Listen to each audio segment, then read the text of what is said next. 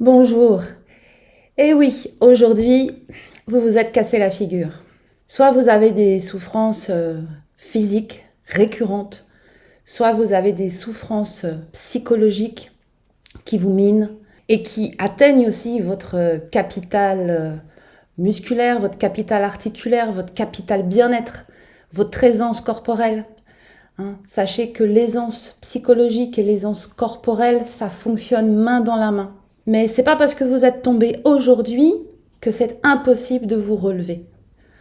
En revanche, il y a une chose qui est certaine, et ça je le vérifie tous les jours pendant mes consultations.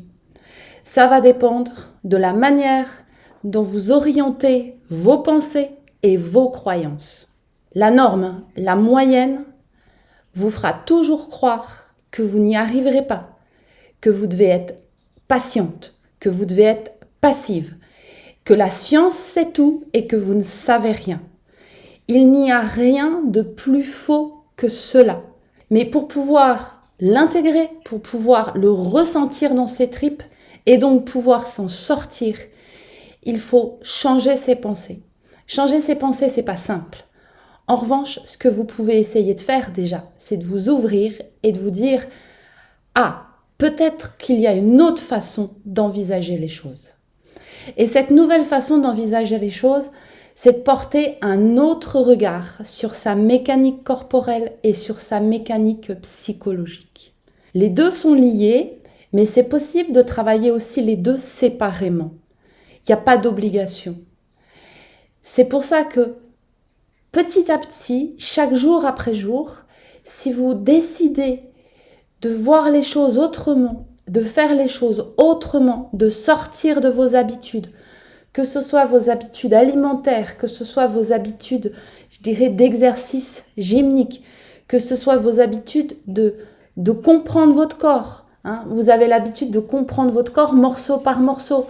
Si vous sortez de cette vision analytique et que vous allez chercher cette vision globale, si au niveau de votre psychologie, vous réfléchissez à vos pensées, que vous notez pas à pas dans vos journées les points où vous faites trop appel à de la négativité, à de la comparaison avec les autres, que vous vous dénigrez, que vous vous péjorez, déjà, rien qu'en faisant ça, vous allez changer votre univers. Si ça vous intéresse, si vous souhaitez aller plus loin, j'ai créé 2 programmes spécifiques pour vous permettre de sortir de la mauvaise santé, sortir des états dépressif, du mal-être intérieur, pour que vous puissiez aussi vous prendre en main, c'est-à-dire sortir de l'état de patient, l'état passif, pour devenir actrice de votre quotidien, actrice de votre corps, actrice de votre psychologie. Donc oui, peut-être qu'aujourd'hui vous êtes tombé, mais ce qui compte, c'est la vitesse à laquelle vous allez vous relever et votre envie de vous relever. Si vous tombez, c'est pas grave. Les échecs, les sentiments d'impuissance, les événements douloureux, traumatisants, qui bouleversent une vie, on en a tous. Ce qui compte, c'est de ne pas se placer en victime, de ne pas chercher à trouver des sauveurs, parce que des sauveurs, il y en aura toujours. Ce qui compte, c'est de vous prendre en main, c'est de vous mettre sur votre chemin. Moi, je ne suis pas là pour faire le chemin à votre place. Je ne suis pas là pour vous dire ce que vous avez à faire.